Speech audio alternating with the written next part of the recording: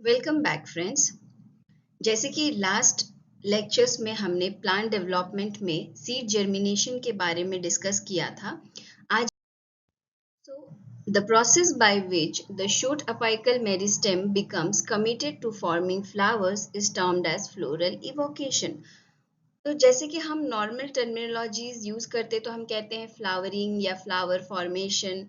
तो साइंटिफिकली हमें कहना होता है फ्लोरल इवोकेशन, यानी कि फ्लावर फॉर्मेशन का जो पूरा प्रोसेस है वो कौन करता है? शूट अपिकल मेरिस्टेम करता है।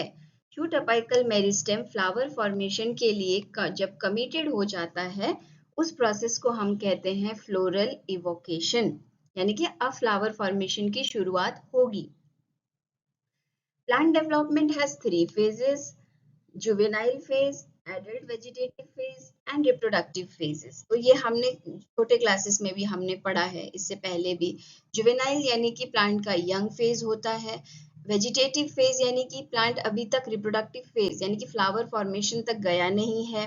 ओके, अभी यंग स्टेज से थोड़ा अडल्ट यानी कि अब रिप्रोडक्टिव फेज में जाने के लिए तैयार हो रहा है। रिप्रोडक्टिव फेज यानी कि अब फ्लावर फॉर्मेशन हो चुका है, रिप्रोडक्टिव फेज में है, फ्लावर जो है वो रिप्रोड्यूसिंग ऑर्गन्स हैं प्लांट के ऊपर। ओके, तो ये जो फेज चेंज होता है इसे हम कहते हैं, जो ट्रांजिशन होता है juvenile to vegetative, vegetative to reproduction, इसे हम कहते हैं फेज चेंज। ओके, तो जुवेनाइल यानी कि young stage, adult stage vegetative phase है, एडल्ट रिप्रोडक्टिव फेज जो है वहाँ फ्लावर फॉर्मेशन हो चुका होगा, प्लांट पॉलिनेशन, फ्रूट फॉर्मेशन जैसे प्रोसेस करने के लिए रेडी होगी। ओके, और एक फेज हम पढ़ते हैं सेनेसेंट फेज, जो कि डेथ की तरफ जा रहा होता है प्लांट। ओके, अब वो पहले ग्रो हो चुका है, यंग प्लांट था, फिर वो वेजिटेटिव स्टेज में आया, देन वो रिप्रोडक्टिव स्टेज में आया, अब वो सेनेसेंट फेज में चला जाएगा, यानी कि plant dies off. Okay, so this transition from one phase to another phase is called as phase transition. तो अब अभी हमने कुछ पॉइंट्स पढ़ लिए, यानी कि हमने वेजिटेटिव फेज के बारे में पढ़ा, रिप्रोडक्टिव फेज के बारे में पढ़ा, ठीक है, जुवेनाइल फेज के बारे में पढ़ा। तो उन फेजेस के बेसिस पे अब हम ये डायग्राम समझेंगे, यानी कि अब हमने अभी जस्ट शुरुआत की है कि फ्लावरिंग फॉर्मेशन की तरफ कैसे बढ़ना है। तो फेज चेंज के बारे में हमने पढ़ा, फेज चेंज कैसे होता है वो अब हम डायग्राम से समझेंगे। तो ए और बी दो डायग्राम्स हमें समझना है। सबसे पहले ए पर फोकस करिए, ठीक है, बी पर हम बाद में आएंगे।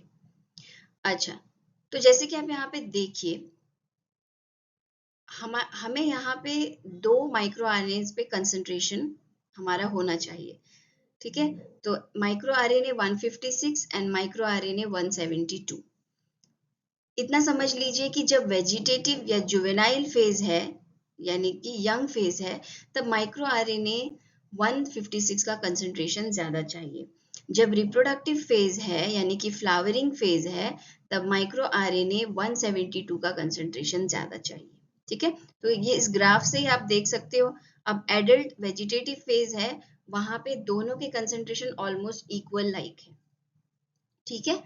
ओके, इजी है, ठीक है। तो यहाँ पे क्या लिखा है देखते हैं, चलिए। तो ये जो एग्जाम्पल दिया है डायग्राम, ये अरेबिडोप्सिस प्लांट का दिया है, जो कि मॉडल प्लांट है ना, मॉडल प्लांट है for studying for experiments botany में। During the early stages of development the level of mRNA यानी कि micro RNA 156 is very high. Yes, अभी हमने वही डिस्कस किया।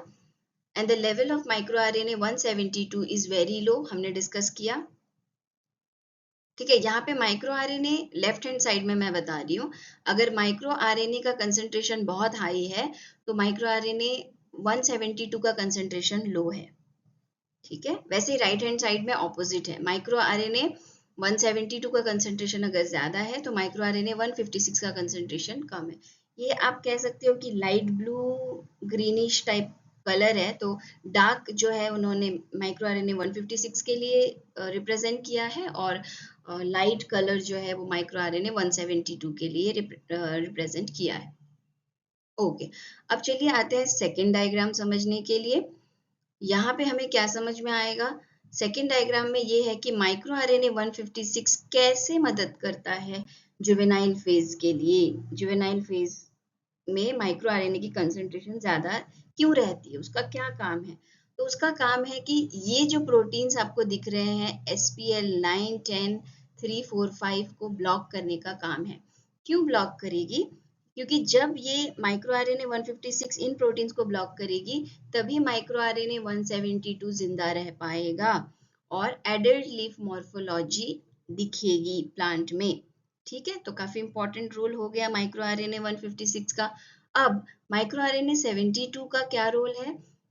AP2 लाइक प्रोटीन्स या AP2 है ना, दैट रिप्रेसेस फ्लावर। अब ये AP2 लाइक प्रोटीन क्या है? अपेटाला 2 नाम का एक प्रोटीन है जो कि हम आने वाले स्लाइड्स में पढ़ने वाले हैं, इसी लेक्चर में पढ़ने वाले।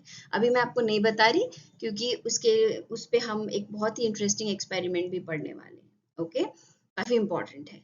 तो यहाँ अभी के लिए समझ लीजिए कि अपेटाला 2 या AP2 नाम का एक प्रोटीन होता है, उसको रिप्रेस किया जाता है। ठीक है, बेसिकली कॉम्पिटेंस टू फ्लावर, यानी कि फ्लावर फॉर्मेशन को जो भी प्रोटीन्स या जो भी मॉलिक्यूल्स कॉम्पिटिशन देते हैं या रिप्रेस करते हैं कि फ्लावर अभी नहीं बनना चाहिए, वो सारी चीजों को हमें ब्लॉक करना पड़ेगा, है ना। और जो प्रमोट करती है उनको जिंदा रखना पड़ेगा। तो बन गया फ्लावर, यानी कि हो गया जुवेनाइल फेज। जुवेनाइल फेज से अडल्ट फेज से फिर वो फ्लावरिंग फेज में चला जाएगा। Okay, so I hope this is clear to everyone. Okay, B में यहाँ पे हमारे लिए क्या लिखा है कि juvenile leaves are small and round and exhibit trichomes only at their adaxial side. तो ये लीफ के बारे में वो बता रहे हैं कि लीफ में ट्राइकोम्स होते हैं, जुवेनाइल लीव्स में छोटे होते हैं, राउंड होते हैं, है ना। हमने देखे हैं प्लांट्स में, अगर प्लांट यंग है, जुवेनाइल स्टेज में है, तो उसके लीव छोटे होंगे, धीरे धीरे वेजिटेटिव फेज या एडल्ट फेज में वो जब आएगा तो बड़े हो जाएंगे, है ना, देन फ्लावरिंग फेज में जाते हैं। अच्छा, over time, the level of microRNA 156 declines and microRNA 172 increase. कहाँ पे? राइट हैंड साइड में ओवर टाइम बोला है। तो तब कौन से फेज में चली जाएगी प्लांट? तब एडल्ट वेजिटेटिव फेज में और फिर फाइनली रिप्रोडक्टिव फेज में चली जाएगी। तो आई होप आपको ये क्लियर है। एक बार मैं फिर से समराइज कर देती हूँ कि हमने क्या क्या पढ़ा। हमने पढ़ा कि जुवेनाइल फेज जब है तो माइक्रो आरएनए 156 इंपॉर्टेंट होता है। अडल्ट वेजिटेटिव फेज से फ्लावरिंग फेज की तरफ जब हम जाते हैं तो हमारे लिए प्लांट्स के लिए माइक्रो आरएनए 172 इंपॉर्टेंट होता है।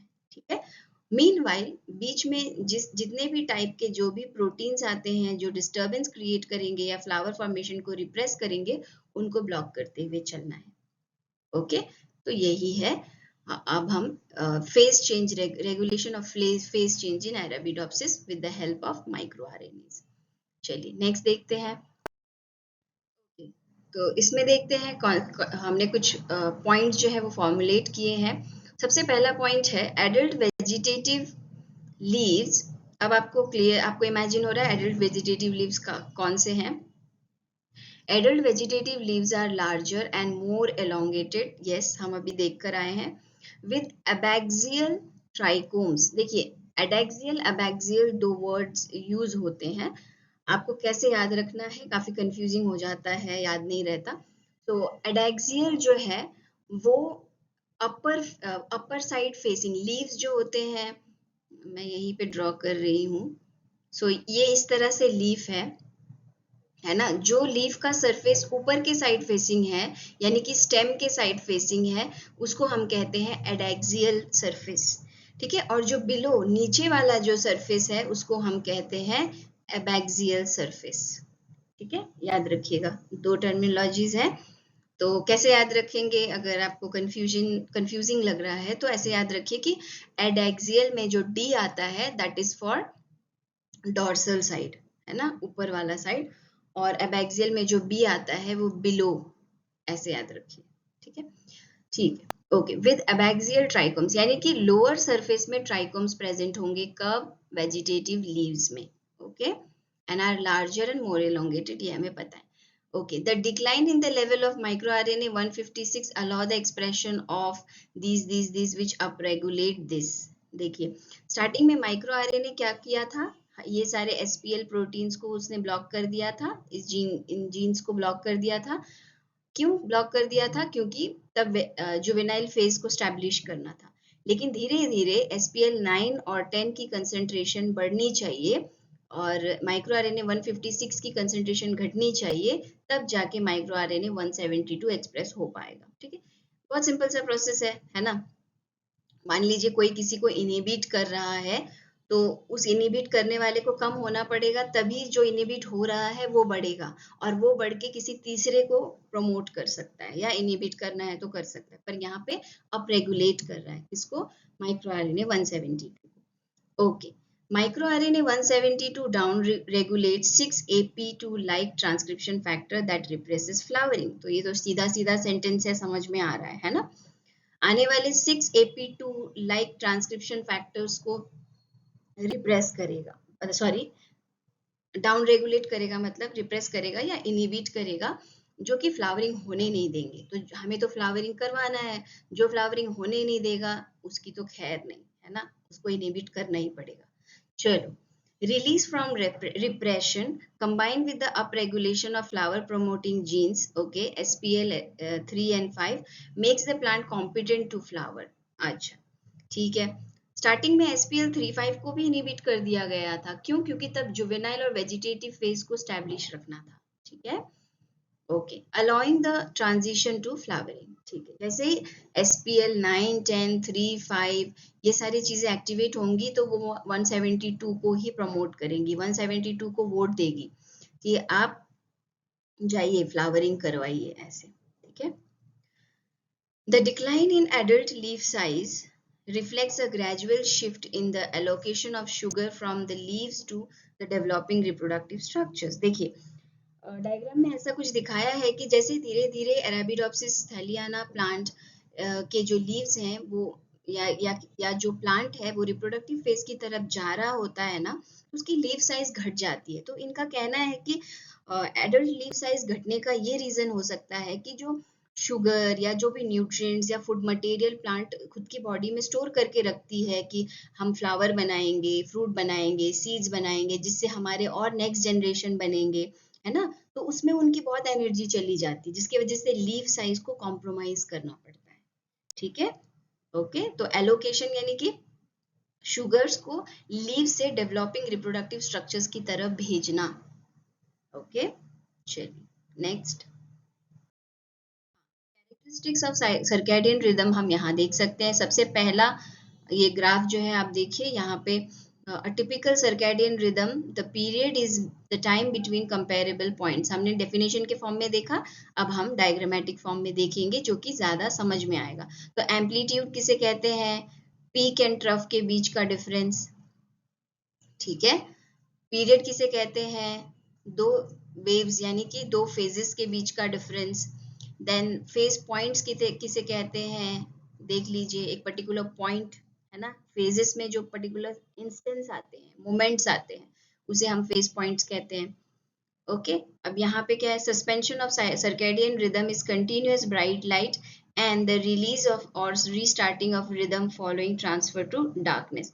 तो यहाँ कंप्लीट पीरियड ऑफ लाइट मिला, ये येलो कलर आपको दिख रहा है ग्राफ में। देन यहाँ पे डार्कनेस मिला, तो डार्कनेस जब मिला तो इनमें कोई चेंजेस या ग्रोथ जो है बहुत फास्ट हुई, फिर धीरे धीरे वो कांस्टेंट हो गई। ठीक है, किसी भी प्लांट के बारे में हम सोच सकते हैं वैसा। तो लाइट इस तरह से अफेक्ट करती है। ओके, तो ये एक स्टैंडर्ड ग्राफ आपको समझ में आया। चलिए नेक्स्ट देखते हैं। ओके, तो अब हम फाइटोक्रोम्स और क्रिप्टोक्रोम्स के बारे में डिस्कस करने वाले हैं, जो कि लाइट रिसेप्टर्स हैं, फोटो रिसेप्टर्स हैं। और फाइटोक्रोम जो है वो रेड, फार रेड और ब्लू लाइट रिसीव करता है। क्रिप्टोक्रोम्स जो है वो स्पेसिफिकली ब्लू लाइट एंट्रेनमेंट यानी कि ब्लू लाइट रिसीव करता है प्लांट्स के लिए। और क्रिप्टोक्रोम्स फाइटोक्रोम्स के साथ देखा जाता है रेड लाइट जब फाइटोक्रोम एक्सेप्ट कर रहा होता है, रिसीव कर रहा होता है उस समय। लेकिन ऐसा कोई प्रूफ नहीं है कि क्रिप्टोक्रोम रेड लाइट को भी एक्सेप्ट करे। So since these proteins do not absorb red light, these proteins यानी कि cryptochromes, this requirement suggests that cryptochrome 1 and 2 may act as an intermediate। Cryptochrome जो है इंटरमीडिएट की तरह काम करते हैं जब फाइटोक्रोम सिग्नलिंग कर रहा होता है तब। ठीक है। तो यहाँ से जो इम्पोर्टेंट बात है वो ये है कि फाइटोक्रोम जो है वो रेड, फार रेड और ब्लू तीनों लाइट को रिसीव कर सकता है। क्रिप्टोक्रोम 1 और 2 ब्लू लाइट को रिसीव कर सकते हैं, और जब फाइटोक्रोम सिग्नलिंग कर रहा होता है तो क्रिप्टोक्रोम भी उसके साथ इंटरमीडिएट के जैसे मदद करता है। ओके, चलिए नेक्स्ट। ठीक है, तो शॉर्ट डे प्लांट्स और लॉन्ग डे प्लांट्स को हम ग्राफिकल वे में स्टडी कर लेते हैं। तो यहाँ आप देखिए, ए 24 आवर का डे लेंथ हमने कहा, 24 आवर में इक्वल, अगर यहाँ पे ये डॉटेड लाइन है, इक्वल अगर हमने हाफ किया, यानी कि हम कहना चाहते हैं 12-12 घंटे का होना चाहिए। ओके, तो लाइट पीरियड जो है वो येलो से रिप्रेजेंट किया गया है। ठीक है, light critical duration of darkness, यानी कि वहां तक आएगा डॉटेड पॉइंट तक, flash of light, darkness. Okay, ठीक है। पहला वाला देखिए,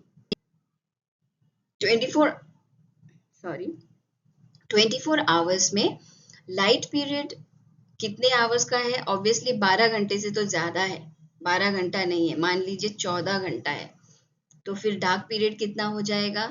10 घंटे का हो जाना चाहिए, है ना। हमेशा थोड़ी 12-12 घंटे का होता है, इतना स्टैंडर्ड नहीं होता नेचर में, है ना। सीजनल चेंज के हिसाब से डे नाइट लेंथ बदल जाती है। ओके, सेकेंड वाले कंडीशन में मान लीजिए ये 10 आवर का डे लेंथ है और 14 आवर का डार्क फेज है। ओके, थर्ड वाले कंडीशन में भी 10 आवर का है और 14 आवर का डार्कनेस है, लेकिन लेकिन लेकिन उसमें कहीं ना कहीं आधे घंटे के लिए फ्लैश ऑफ लाइट आया था। ठीक है, आधे घंटे के लिए क्या आया था? फ्लैश ऑफ लाइट आ गया था। तो क्या फर्क पड़ता है? पहले वाले कंडीशन में इस तरह से प्लांट है, सेकेंड वाले कंडीशन में प्लांट फ्लावरिंग कर रहा है, थर्ड में नहीं कर रहा, तो बस सेकेंड वाले में फ्लावरिंग कर रहा है। यानी कि इस पर्टिकुलर प्लांट को फ्लावर करने के लिए बस 10 घंटे की लाइट डे लेंथ चाहिए, लाइट पीरियड 10 घंटे की चाहिए और डार्क पीरियड ज्यादा चाहिए। अगर आप डार्क पीरियड में गलती से भी थोड़ा सा लाइट लेकर आते हो तो फ्लावर नहीं करेगा। समझ में आया? ओके, उनको कम, यहाँ पे डार्क पीरियड बहुत इंपॉर्टेंट है। डार्क पीरियड में आप छेड़छाड़ नहीं कर सकते, करोगे तो वो फ्लावर नहीं बनाएगा। अच्छा, नेक्स्ट वाले में देखते हैं, 24 आवर्स का ही होता है। ठीक है, ये हमारा स्टैंडर्ड लाइन है 12-12 घंटे के लिए, पर यहाँ पे डे लेंथ ज्यादा है, यहाँ पे कम है, यहाँ पे बराबर इक्वल है, पर यहाँ पे फिर से नाइट ब्रेक हुआ है लाइट पीरियड से। तो ये देखिए, ये लॉन्ग डे प्लांट्स हैं, इनको आप जितनी भी लाइट दे दो कुछ फर्क नहीं पड़ता। ठीक है, लॉन्ग डे प्लांट्स को याद रखना, दिन ज्यादा चाहिए, मतलब लाइट ज्यादा चाहिए तो वो फ्लावर करेंगे। देखो यहाँ पे डार्क पीरियड ज्यादा है तो वो फ्लावर नहीं कर रहे। ठीक है, तो जस्ट ऑपोजिट है दोनों डायग्राम। आई होप आपको समझ में आया, नहीं आया तो बैक करिए थोड़ा सा, फिर से समझिए। ओके, चलिए नेक्स्ट देखते हैं। अच्छा, सो इस डायग्राम में हम कह रहे हैं कि लाइटनिंग ट्रीटमेंट, फ्लावरिंग रेस्पॉन्स, ये हमने अभी जो डायग्राम देखा ग्राफ उसी हिसाब से ये भी है। अब आपको बहुत आसानी से आ जाएगा, देखिए मेरे साथ साथ। यहाँ लाइट पीरियड छोटा है, डार्क पीरियड ज्यादा है, यानी कि ये शॉर्ट डे प्लांट है। लाइट पीरियड छोटा यानी कि शॉर्ट डे प्लांट फ्लावर बनाएगा। लॉन्ग डे प्लांट इस कंडीशन में फ्लावर नहीं बनाएगा। ठीक है, उसको दिन बड़ा चाहिए, यहाँ पे बनाएगा। लॉन्ग डे प्लांट सेकेंड वाले में फ्लावर बनाता है, यस बनाता है। ओके, सेकेंड वाले थर्ड वाले कंडीशन में देखिए, हमने क्या किया, नाइट पीरियड को थोड़ा सा ब्रेक कर दिया। ठीक है, तो लॉन्ग डे प्लांट तो फ्लावर बना लेगा, उसको कुछ फर्क नहीं पड़ता, उसको लाइट जितना भी मिले चलेगा। अब फोर्थ वाले केस में देखिए, लाइट पीरियड था, थोड़ा सा डार्क आया, फिर लाइट पीरियड आया, फिर डार्क आया, कोई बात नहीं, लॉन्ग डे प्लांट फ्लावर उसमें भी बना लेगा। यहाँ पे इक्वल डे नाइट है, लॉन्ग डे प्लांट यहाँ पे फ्लावर बना लेगा, क्योंकि शॉर्ट डे प्लांट को नाइट लंबी चाहिए। ओके, अच्छा, लास्ट वाले कंडीशन में लाइट पीरियड कम है, डार्क पीरियड ज्यादा है, तो यहाँ फ्लावरिंग होगी, यहाँ नहीं होगी, यानी कि लास्ट और फर्स्ट ऑलमोस्ट एक जैसा ही है। ठीक है, तो ये इजी था, ऐसे क्वेश्चंस पूछे जाते हैं कोई भी कॉम्पिटिटिव एग्जाम में, ऐसे पूछे जाते हैं। चलिए नेक्स्ट। ठीक है, यहाँ क्या लिखा है, अ की component of a regulatory pathway that promotes flowering of Arabidopsis in long days in a gene called constant। तो एक constant नाम का एक बहुत ही important जीन है, which encodes a zinc finger protein that regulates the transcription of other genes. ठीक है, तो कॉन्स्टेंस जो है वो फ्लावरिंग प्रमोट करने के लिए अरेबिडोप्सिस में अदर बाकी जीन्स को एक्सप्रेस या प्रमोट करने में मदद करता है. Constance was first identified in Arabidopsis mutant, that is small में लिखा है Constance, that was incapable of photoperiodic flowering response. ठीक है, जो म्यूटेंट था वो फ्लावरिंग रिस्पॉन्स नहीं दे पा रहा था. The expression of constants is controlled by circadian clock. In Arabidopsis, it has been shown that FLC, flowering locus C, works by directly repressing the expression of key floral signal FT in the leaves as well as the transcription factor of SOC1 FD at the shoot apical meristem. तो ये कह रहे हैं कि Arabidopsis plant में ये देखा गया कि FLC जो है फ्लावरिंग लोकस सी जीन जो है वो डायरेक्टली किसको रिप्रेस करता है, किसके एक्सप्रेशन को रिप्रेस करता है, फ्लावरिंग लोकस टी जीन को, okay, as well as transcription factors ये in the leaves as well as transcription factors of factors SOC1 and FD at the shoot apical meristem. तो कहाँ पे फ्लावर फॉर्मेशन हो रहा है प्लांट में? Shoot apical meristem में हो रहा है. तो FLC क्या है? फ्लावरिंग लोकस सी जीन है जो किसको इनहिबिट करता है, यानी कि बेसिकली FLC जो है वो फ्लावर फॉर्मेशन करने नहीं देगा, क्योंकि फ्लावरिंग लोकस टी जो है वो फ्लावर बनाने के लिए आता है और SOC1 FD जो है ये दोनों ट्रांसक्रिप्शन फैक्टर फ्लावरिंग के लिए ही आते हैं. पर अरेबिडोप्सिस में जो FLC प्रोटीन पढ़ा गया वो इन सबको ब्लॉक करने की कोशिश करता है या फिर ब्लॉक करता है. ठीक है, तो आगे क्या होगा अगर ब्लॉक करता है? तो हमें तो ब्लॉकेज नहीं चाहिए, है ना. चलिए देखते हैं. Okay, the Arabidopsis protein flowering locus T यानी कि FT इज फ्लोरिजन यानी कि flower forming protein according to the coincidence model. So एक मॉडल है कोइंसिडेंस मॉडल, उसके अकॉर्डिंगली फ्लावरिंग इन LPDs यानी कि long day plants such as Arabidopsis occurs when constant genes is expressed during the light period. ठीक है, इनका कहने का मतलब है कि जब कांस्टेंट जीन्स रहेगा तब लॉन्ग डे प्लांट्स में, ठीक है, तो ये फ्लावर करेगा. Arabidopsis flowering in long day plant such as Arabidopsis occur when the constant gene is expressed during the light period. Constant gene expression appears to be highest in companion cells of phloem of leaves and stems. ठीक है, the downstream target gene of constant is flowering locus T is also specifically expressed in companion cell. ठीक है, इनका location आप note down कर लीजिएगा. Location बताया गया है कि कांस्टेंट का एक्सप्रेशन सबसे ज्यादा कंपेनियन सेल यानी कि फ्लोएम के साथ जो रहते हैं. ठीक है, जाइलम फ्लोएम के बारे में आपने पढ़ा है. Okay, once in the floral meristem, the FT protein enters the nucleus and forms a complex with flowering D, FD. ठीक है, so FT protein enters the nucleus. Nucleus में जाने के बाद FD के साथ दोस्ती कर लेता है. ठीक है, a basic leucine zipper transcription factor that is expressed in the meristem. ठीक है, यानी कि आप समझ लीजिए FT एंड FD का कॉम्प्लेक्स बन गया न्यूक्लियस में. The complex of FT and FD then activates floral identity genes such as apetala1, AP1 जिसको हम कहते हैं. In Arabidopsis, these events set in motion positive feedback loops that keeps the meristem in flowering state. तो ये सारी चीजों से क्या हुआ? अब ये इससे पॉजिटिव फीडबैक मिला कि चलो अब हम फ्लावरिंग की तरफ बढ़ रहे हैं या हम फ्लावरिंग स्टेट में हैं. ठीक है, FT का FD के साथ कॉम्प्लेक्स बनाना और अपेटाला जैसे जीन्स का बनना या एक्टिवेट होना ये दिखाता है कि अब फ्लावरिंग चल रही, फ्लावरिंग की प्रोसेस जो है वो चल रही है. चलिए,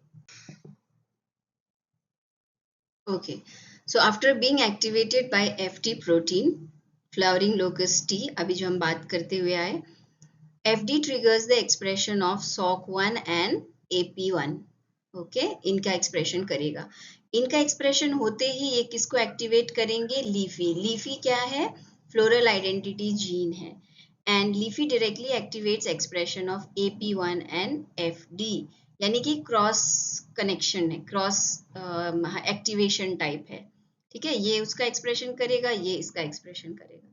okay, because of the action of this positive feedback loops, floral initiation in Arabidopsis is irreversible. एक बार एक्सप्रेशन की तरफ बढ़ गए तो फिर फ्लावरिंग बन के ही रहेगा, फ्लावर होके ही रहेगा, है ना। ठीक है, क्योंकि दोनों दोनों साइड से एक दूसरे को एक्सप्रेशन जो है कर रहे हैं।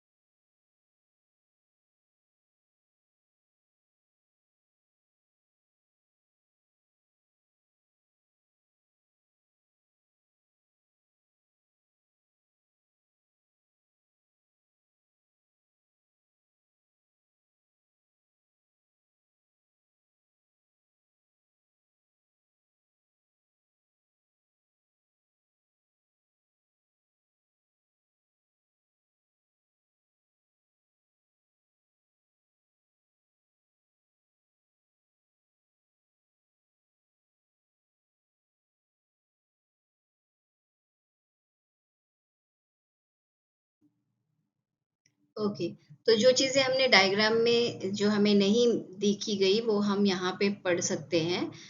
फ्लावरिंग लोकस टी के बारे में जो इन्फॉर्मेशन है कि वो उसका जो mRNA है वो कंपेनियन सेल में एक्सप्रेस होता है, लीव्स में, लीव्स के कंपेनियन सेल्स में।